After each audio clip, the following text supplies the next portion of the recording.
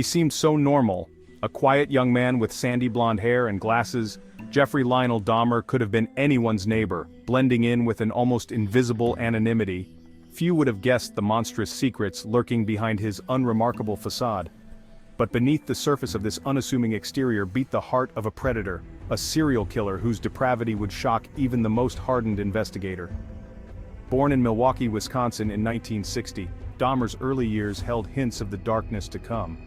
A fascination with animal bones and a growing sense of isolation foreshadowed the gruesome path he would eventually choose. His teenage years were marked by increasing social awkwardness and disturbing fantasies. Unbeknownst to those around him, a storm was brewing within Jeffrey Dahmer, one that would culminate in a horrifying reign of terror. Dahmer's first murder, committed just weeks after his high school graduation, set the stage for the horrors that would follow. Luring a young hitchhiker named Stephen Hicks to his grandmother's home, Dahmer bludgeoned him to death in a haze of alcohol-fueled rage.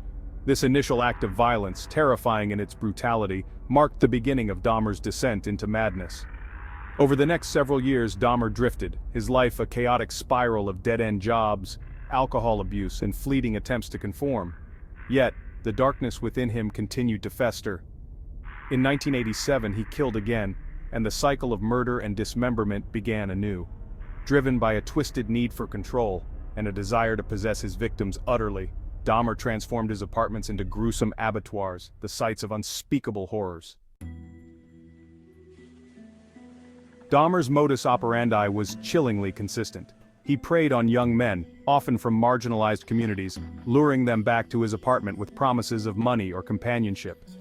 Once inside, he would drug their drinks, rendering them helpless before carrying out his gruesome fantasies. Strangulation was his preferred method of murder, a chilling detail that underscored his need to silence his victims permanently. But Dahmer's depravity didn't end with murder.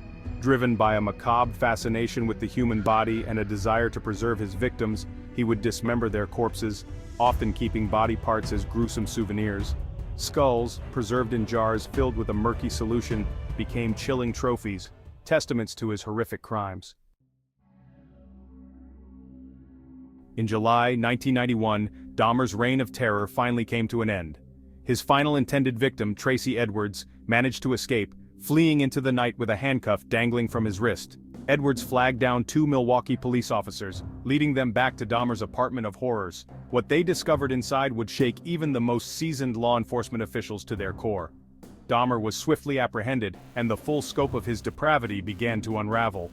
In a series of chilling confessions, he detailed his crimes with a disturbing matter-of-factness. He spoke of cannibalism, of attempts to create sex zombies by drilling holes into his victims' skulls, and of his desperate need to quell a loneliness so profound that it manifested in unimaginable cruelty.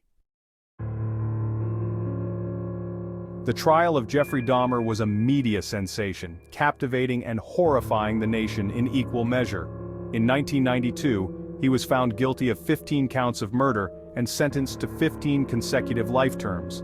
While incarcerated, Dahmer expressed remorse for his actions, finding solace in religion and seeking to understand the darkness that had consumed him. However, his repentance was cut short in 1994 when he was brutally murdered by a fellow inmate, bringing a violent end to a life defined by violence. The legacy of Jeffrey Dahmer continues to haunt us.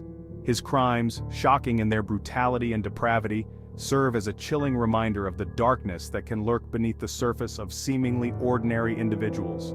The case also forced society to confront uncomfortable truths about race, sexuality, and mental illness, highlighting the vulnerabilities of those living on the margins and the systemic failures that allowed Dahmer's reign of terror to continue for so long. The name Jeffrey Dahmer remains synonymous with evil, a chilling reminder of the fragility of life and the monstrous potential that resides within the human heart.